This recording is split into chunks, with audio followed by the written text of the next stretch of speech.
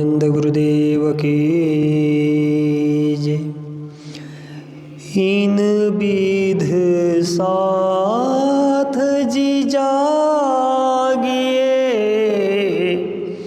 इन विध साथ जी जागिए, बताई देओ रे जीवन श्यामा श्यामा जी साथ जी जित बैठे चौक बताना।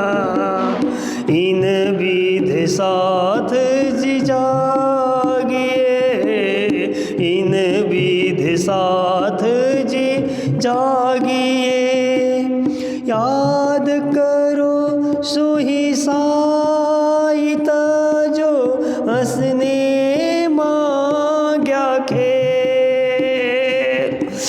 याद करो सोही साहित जो हंसने मांग्या खेल। सुखील खुशहाली लेके उठो कीजिए खेल। इन विध साथ जी जागिए, इन विध साथ जी जागिए।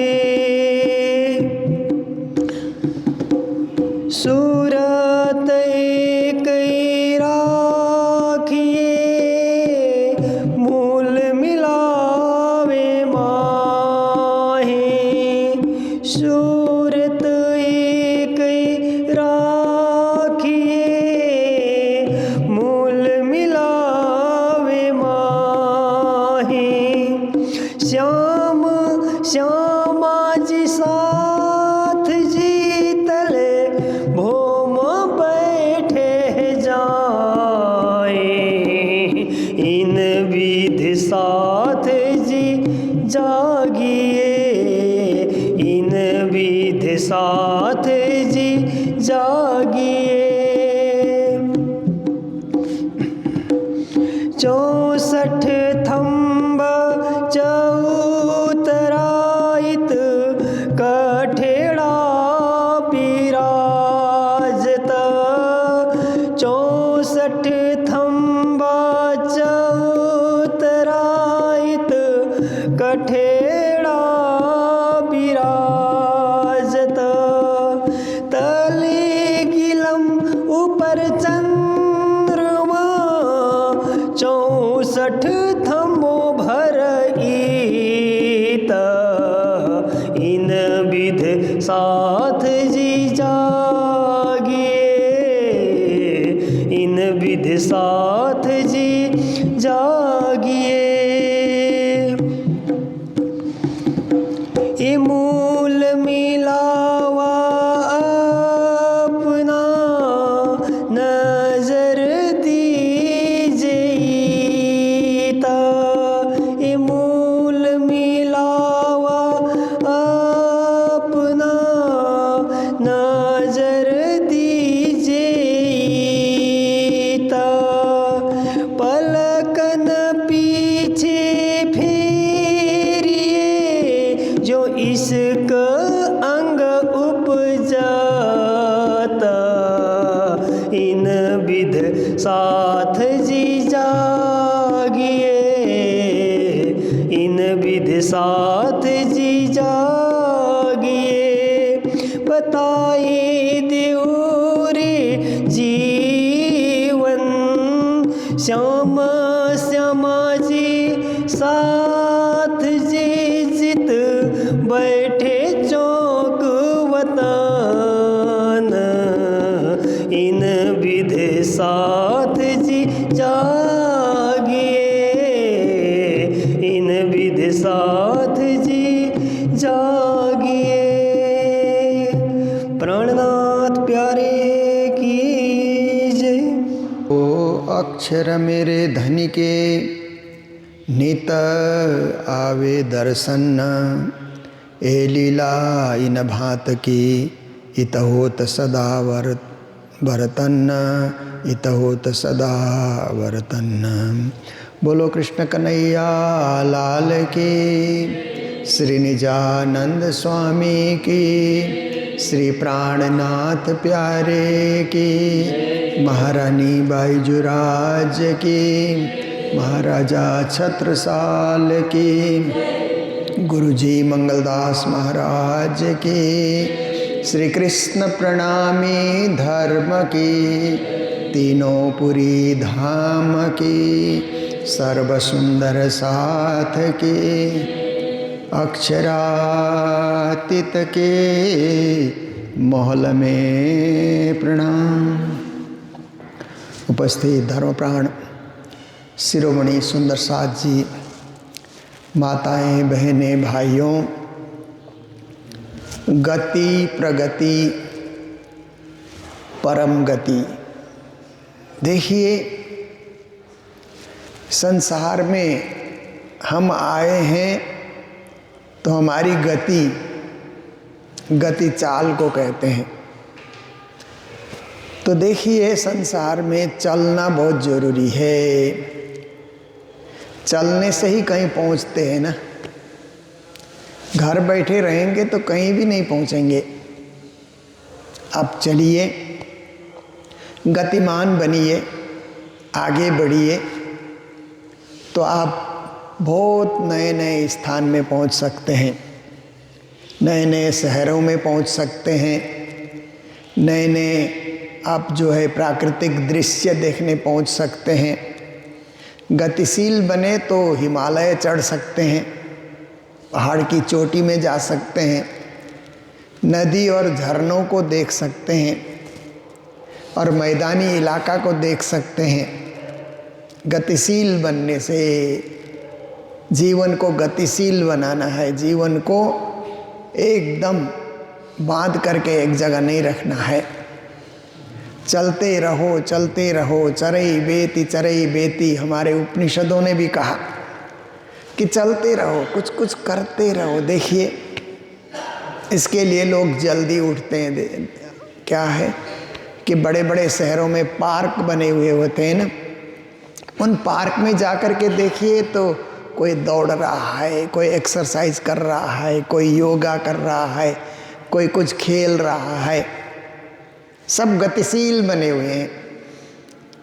तो ज़्यादा देर तक सोने वालों को मैं बोलता हूँ कि पार्क में जाकर के देखो कि तुम्हारे जैसे कितने लोग स्वास्थ्य लाभ के लिए पार्क में घूम रहे हैं, आसन कर रहे हैं, व्यायाम कर रहे हैं, प्राणायाम कर रहे हैं, क्योंकि उन्होंने सोचा कि हमें गतिशील बनना है। और जिन्होंने नहीं सोचा वो बड़ी देर तक बिस्तर में सोए रहेंगे, क्योंकि उनके दिल में सोच ही नहीं है, विचार ही नहीं है। आराम करो, आराम करो, क्यों जल्दी उठना, ठंडी का मौसम है, सोए रहो, कंबल से लिपटे रहो। इतनी सोच है उनके पास। और जिम्मेदारी जिसके पास है वो सोचता है कि सो के क्या करेंगे, सो लिए, नींद पूरी हो गई, अब कर्म करो, सत्कर्म करो, परिवार के लिए काम करो, समाज के लिए काम करो, धर्म के लिए काम करो, कुछ काम करो। तो ऐसे काम करने को ही गतिशील कहा जाता है। हम गति में आगे बढ़ते रहें। दूसरा शब्द है प्रगति। गति तो हम कर रहे हैं, पर प्रगति कर रहे हैं कि नहीं? प्रगति मतलब उत्कृष्ट कार्य करना, जीवन में प्रगति करना। जैसे बच्चा स्कूल जा रहा है पर हर साल एग्ज़ाम पास कर रहा है कि नहीं, ये भी तो समझने की बात है। स्कूल तो जा रहा है परंतु परीक्षा पास करता है कि नहीं? परीक्षा पास करता है तो प्रगति कर रहा है। परीक्षा के फल को प्रगति रिपोर्ट भी कहा जाता है ना। उसने एक प्रोग्रेस रिपोर्ट बोलते हैं ना उसको, अंग्रेजी में प्रोग्रेस रिपोर्ट, प्रगति पत्र है वो। तो उसने क्या प्रगति की, रिजल्ट से पता लगता है। तो ऐसे ही हम भी क्या प्रगति कर रहे हैं जीवन में। कुछ धन कमा रहे हैं, कुछ मान सम्मान पा रहे हैं, कुछ सामाजिक सेवा में हम लगे हुए हैं, गरीबों के हित के लिए हम कुछ कर रहे हैं, तो क्या है, हमारे जीवन की प्रगति है। तो प्रगति करने से क्या है, हमेशा आगे बढ़ने का मौका मिलता है, आगे ही आगे होने का मौका मिल जाता है।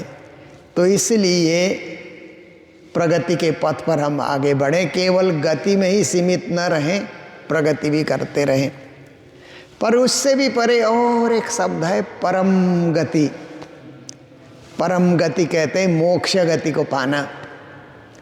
ऐसे जीवन सजाना, ऐसे जीवन को तैयार करना कि अंत तो गत्वा मोक्ष की प्राप्ति हो जाए, हमें 84 के चक्र में फिर से आना न पड़े, बार बार ये जन्म मृत्यु का चक्र भोगना न पड़े। मोक्ष गति, परम धाम की प्राप्ति, राजश्याम के चरणारविंद की प्राप्ति, उसको परम गति कहा जाता है। तो हमारा लक्ष्य है गतिशील बनना, जीवन में प्रगति करते रहना, और अंत तो गत्वा परम गति को भी प्राप्ति करना, राज्य को भी पाना। ये सब लक्ष्य लेकर के हम जीवन जी रहे हैं, बिना लक्ष्य के नहीं है।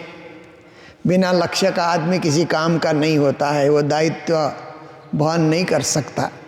जिसके जीवन में लक्ष्य है, कुछ सोच है, विचार है कि ये करके ही रहेंगे, वही जीवन को उत्तम बना सकता है, सर्वोत्तम बना सकता है, सर्वश्रेष्ठ बना सकता है।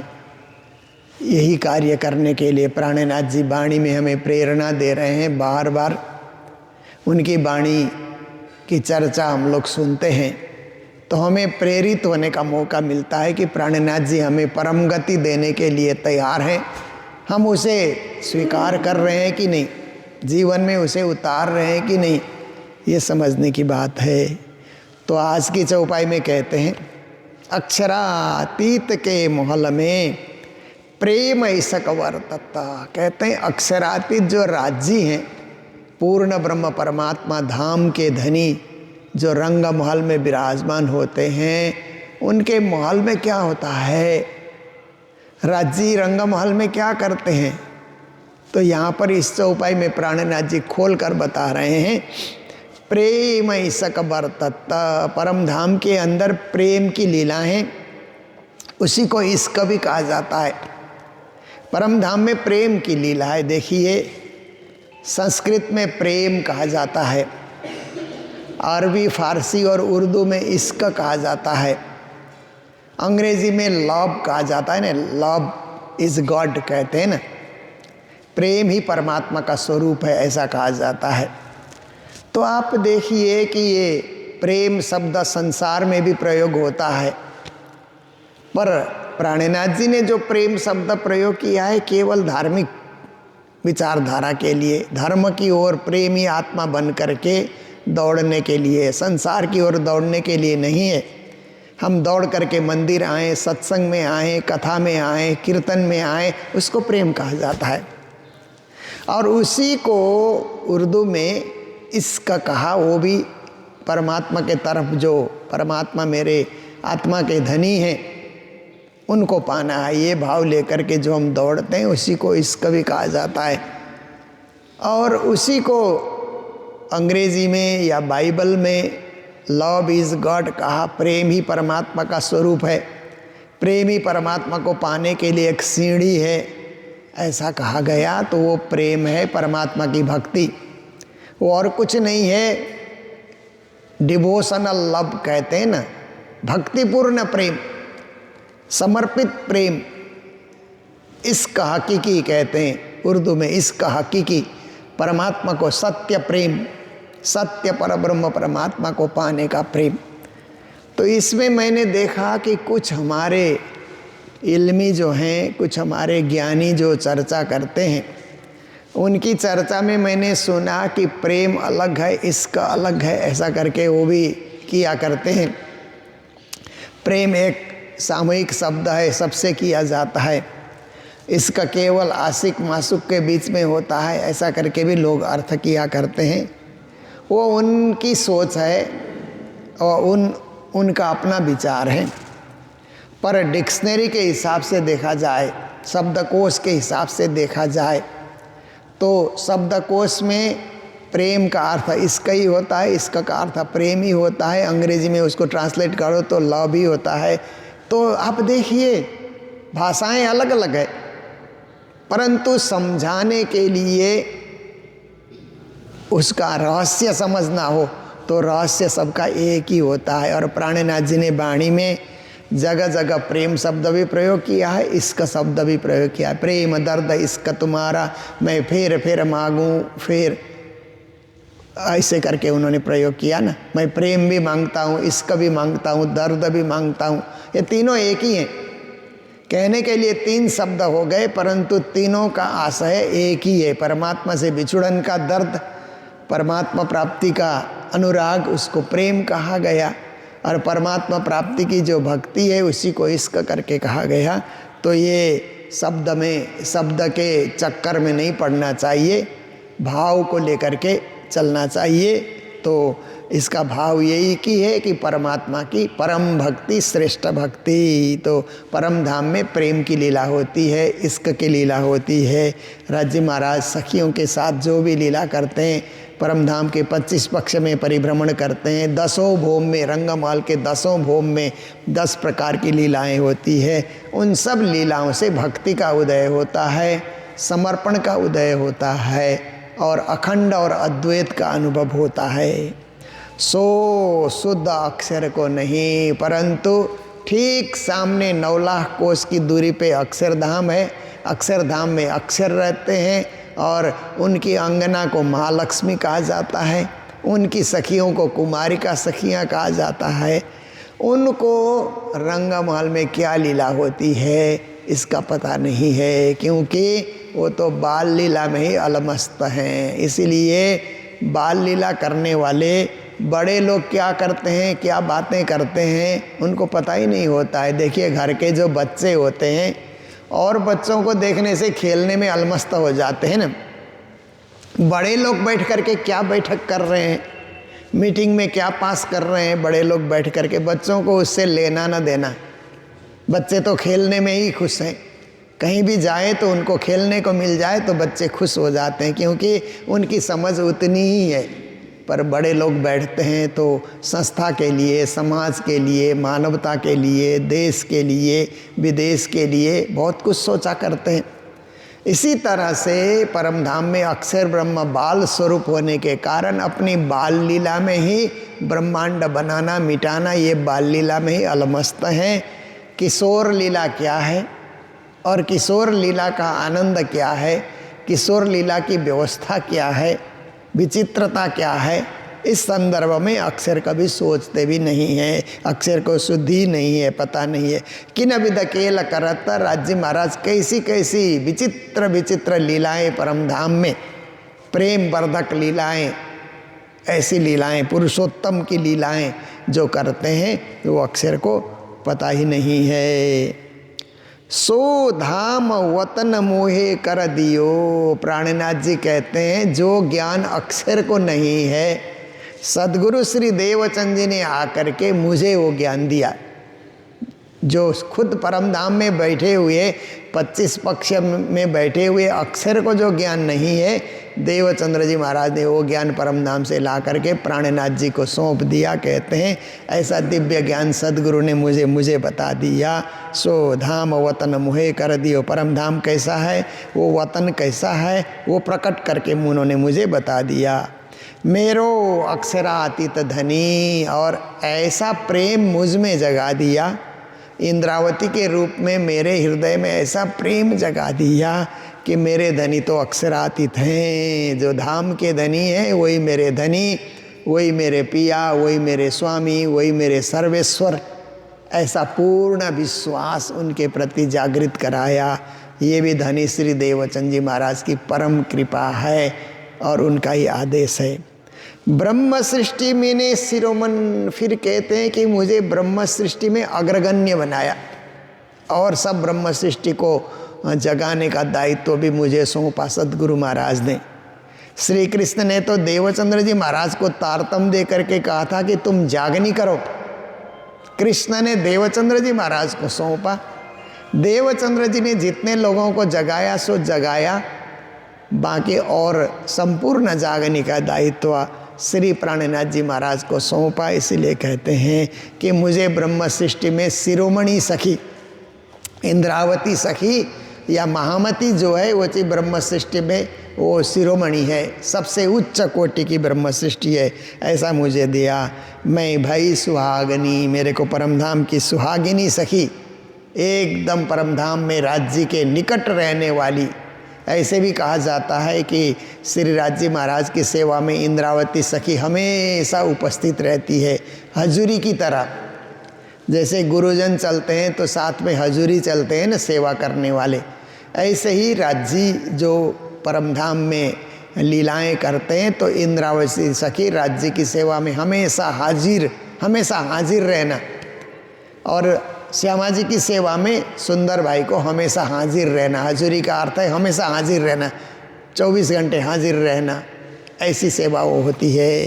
तो फिर आप देखिए कि जब राज्य महाराज 3 बजे परमधाम में, प्रतिदिन परमधाम में दिन में 3 बजे का समय होता है, तो राज्य महाराज का फिर क्या है कि दिन के विश्राम से उठते हैं। दिन के विश्राम से श्यामा जी महारानी भी उठती है, राजश्यामा उठते हैं, तो सखियाँ तो विश्राम ही नहीं करती है दिन में। राजश्यामा जी से जो आनंद मिला, जो सुख मिला, जो लीला का विस्तार मिला, वो एक दूसरे को बांटने में और अपने वहाँ की खूब खुशहालियों को सुख बांटने में ही वो लगी रहती हैं। तो सब सखियाँ भी आ जाती हैं तीसरे उस भोम की पड़साल में, और वहीं पर छठी भोम में जो सुखपाल हैं, विमान हैं, वो विमान भी वहाँ आकर के लग जाते हैं तीसरी भोम की पड़साल में। एक एक विमान लगते गए और उसमें सखियाँ 2-2 सखियाँ चढ़ती है और परमधाम के चिदाकाश में उड़ती हैं, विमान में उड़ती हैं। एक विमान में राजश्यामा, और राजश्यामा के साथ चमर हाथ में लेकर के इंद्रावती और सुंदरबाई खड़ी रहती है विमान में, वो बैठती नहीं है। तो 6000 परमधाम में विमान हैं, तो 6000 विमान में राज्य श्यामा जी 12000 सखियाँ हैं, तो 2-2 सखियाँ एक विमान में, एक सुखपाल में बैठती हैं। तो एक सुखपाल में 2-2 सखियाँ बैठी तो 6000 सुखपाल हो गए। फिर राजश्यामा के लिए अलग सुखपाल चाहिए, तो 6001 सुखपाल हो गए। कुछ इल्मी ऐसा भी बोलते हैं कि 6001 सुखपाल हैं, पर हमें गुरुजी मंगलदास जी महाराज ने बताया कि 6000 ही वहाँ पर सुखपाल हैं। एक सुखपाल में राजश्यामा बैठते हैं, इंद्रावती और सुंदरबाई चमर लेकर के खड़ी रहती हैं। तो 6000 12000 राजश्यामा को जोड़ करके 12002 हो गए ना। परंतु एक सुखपाल में 4 जने समा जाने के कारण, राजश्यामा और इंद्रावती सुंदरबाई समा जाने के कारण 6000 सुखपाल में ही परमधाम में परिभ्रमण करने का, चिदाकाश में घूमने का अवसर मिल जाता है, सुख मिल जाता है। तो इस प्रकार से यहाँ पर बता रहे हैं कि मैं परमधाम में भी राज्य की सेवा में हाजिर रही इंद्रावती के रूप में, और संसार में भी महामती के रूप में मुझे प्रसिद्धि मिली। ये प्रसिद्धि मिलने का श्रेय अभी सद्गुरु श्री देवचंद्र जी महाराज की कृपा से ही संभव हुआ है, क्योंकि दरबार खोलने के लिए चाबी श्री कृष्ण ने, श्री राज्य ने उन्हीं को दिया था। पर आप अभी न खोले दरबार, मुझसे खुलाए कि वो निर्धार। कहते हैं कि धनी ने स्वयं दरवाजा नहीं खोला, मुझसे खुलवाया, मेरे को आगे किया, इंद्रावती तू ये कार्य कर, ऐसा करके मुझे वो श्रेय दिया। अपना श्रेय अपने पास न रख करके मेरे को उन्होंने सौंपा, और मुझे परम सुहागिनी, श्रेष्ठ सुहागिनी के रूप में उन्होंने मुझे नियुक्त किया। साख गुण पख इंद्रियाँ। फिर कहते हैं कि जब वो पद मुझे मिला तो मेरे गुण भी बदल गए, क्योंकि पद मिलता है तो ज़्यादातर लोगों को मद आ जाता है, पद मिलते ही मद आ जाता है, मद मतलब अहंकार। पर ज्ञानियों को पद मिलता है तो और समर्पित होने का मौका मिल जाता है। तो इंद्रावती सखी कहती है कि धनी ने मुझे पद दिया, महामती का पद दिया, जागनी करने का दायित्व दिया, तो मेरे में गुण ही गुण विकसित होने लगे। अवगुण मन में आता ही नहीं अब, केवल गुण ही गुण, ये कार्य करें, ये सेवा करें, यहाँ जागनी करें, वहाँ जाएं, सबको जगाएं, ब्रह्म सृष्टि और दुनिया देवरे जगाए, ऐसे ऐसे गुण मेरे में विकसित हो गए। और इंद्रियों के पक्ष, जैसे आप देखिए, पक्ष तो ये कृष्ण पक्ष और शुक्ल पक्ष के विषय में आपने सुना होगा। 2 पक्ष होते हैं ना एक महीने में। कृष्ण पक्ष चलता है अंधेरी रात का, शुक्ल पक्ष चलता है तो जो है उजाले रात का पक्ष चलता है। तो इस प्रकार से 2 पक्ष चलते हैं। पर हमारे 10 इंद्रियों के भी पक्ष हैं ना। 10 इंद्रियों के पक्ष क्या हैं कि इंद्रिय सही दिशा में जाए तो शुक्ल पक्ष उसको माना जाएगा। इंद्रिय केवल संसार के विकारों की तरफ जाए तो कृष्ण पक्ष माना जाएगा। तो इंद्रियों के भी 2-2 पक्ष हैं। कभी इंद्रियां गलत दिशा में जाती हैं तो अंधेरी रात आ गई, ऐसा सोचना चाहिए। कभी इंद्रियां सही दिशा में जाती हैं, सत्कर्म में, सत्संग में, सेवा में, तो हमें शुक्ल पक्ष का अनुभव होना चाहिए। इंद्रियों में, मेरे जीवन में ही 2 पक्ष हैं, मुझे अनुभव करना चाहिए। मन कभी बुराइयों के तरफ चला जाता है तो कृष्ण पक्ष शुरू हुआ, सोचना चाहिए। मन अच्छाई के तरफ, सत्संग के तरफ, भजन के तरफ दौड़ता है तो शुक्ल पक्ष है मेरे ऊपर, शुक्ल पक्ष का प्रभाव है। तो इस प्रकार से इंद्रियों का भी समय समय पे विचारों के द्वारा सोच में परिवर्तन आते रहता है। आत्म पर आत्म साख, और मेरी आत्मा, इंद्रियों ने भी साक्षी दी, इंद्रियां भी सही दिशा में है और मेरी आत्मा भी साक्षी दे रही है। पर आत्म परम धाम में बैठी है, वो भी साक्षी दे रही है। शास्त्र सर्व ब्रह्मांड के सभी शास्त्र भी साक्षी दे रहे हैं कि जागनी होनी चाहिए। दे तबाक वाक कई लाख, अनेक भाषाओं में उन्होंने लाखों प्रकार से साक्षियाँ दी है। दुनिया के सारे धर्म शास्त्रों में ब्रह्म सृष्टि की महिमा कहीं न कहीं लिखी गई है। उत्तम आत्मा के रूप में, उत्तम सृष्टि के रूप में कहीं न कहीं साक्षियाँ आती है। तो श्री प्राणनाथ जी महाराज कहते हैं वो सारी साक्षियाँ मेरे लिए है, मेरे सुंदर साथ के लिए है, क्योंकि यही तो ब्रह्म सृष्टि है। इनकी महिमा विविध भाषाओं में, विविध तरीके से, विविध संतों के द्वारा, विविध ऋषियों मुनियों के द्वारा इनकी महिमा सर्वत्र गाई गई है। तो इसलिए गुरुजी मंगलदास जी महाराज जब गीता और भागवत पढ़ाते थे तो कहते थे कि इन श्लोकों में प्रणामी धर्म की साक्षियाँ हैं। ऐसा करके गुरुजी बताते थे, गीता के इस श्लोक में हमारी साक्षी है, भागवत के इन श्लोकों में हमारे लिए साक्षियाँ हैं, उपनिषदों के इन श्लोकों में हमारे लिए साक्षियाँ हैं, ब्रह्म सृष्टि की साक्षियाँ मिल जाती है। ऐसा करके तो गीता भागवत तो क्या है कि एक महान ग्रंथ है। उनमें से ब्रह्म सृष्टि का लक्षण हमें पता करना होगा कि देवचंद्र जी महाराज ने उसमें क्या पाया, उस चीज़ की खोज हमें करनी होगी और वो रहस्य संसार वालों को बताना होगा जो और कथाकार नहीं बता सकते। तो हमें अपने सिद्धांत और अपनी बात को उन शास्त्रों के प्रमाणों से, उन साक्षियों से सजा करके अपने बात की पुष्टि करनी होगी, अपने सिद्धांत की पुष्टि करनी होगी। तभी तो हमारे सद्गुरु और प्राणनाथ जी का सिद्धांत संसार में जिंदा रहेगा। अगर हमने ऐसा नहीं किया और पारंपरिक रूप से जो कथा हो रही है, जो अर्थ हो रहा है, उतने में हम सीमित हो गए तो हमने तारतम्य का रहस्य समझा ही नहीं। तारतम्य का रहस्य समझना है और समझाना है तो विनम्रता के साथ, अहंकार से नहीं, विनम्रता के साथ, बड़ी विनम्रता के साथ अपने सिद्धांत को पुष्ट करना चाहिए और अपने सिद्धांत को जिंदा रखना चाहिए।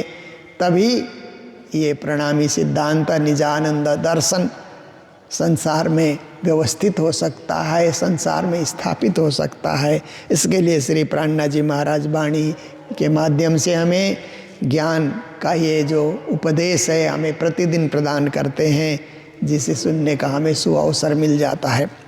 तो आज इतने में ही रखते हैं। हमारे भंडारे की सेवा चिन्मय मिशन, जो एक वेदांत की शिक्षा के लिए स्थापित संस्था है, स्वामी चिन्मयानंद जी द्वारा स्थापित संस्था है।